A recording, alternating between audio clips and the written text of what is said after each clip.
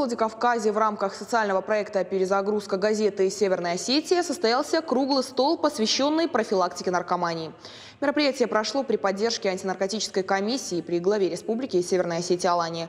Это первая встреча из цикла запланированных на этот год мероприятий, проводимых в рамках проекта «Перезагрузка».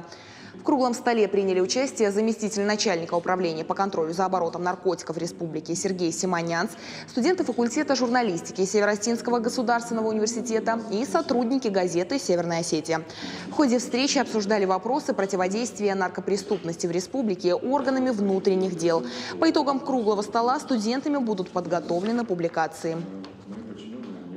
Одной из задач этого проекта является подготовить журналистов, которые смогут работать в сфере освещения темы профилактики наркомании. Это очень важная социальная тема, но писать на которую нужно с максимальной осторожностью, соблюдая определенные рамки, правила, какие-то нюансы учитывая.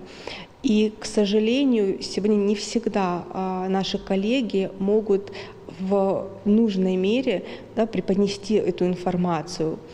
И мы очень надеемся, что сегодняшний наш не круглый стол, который мы так называем, станет одним из шагов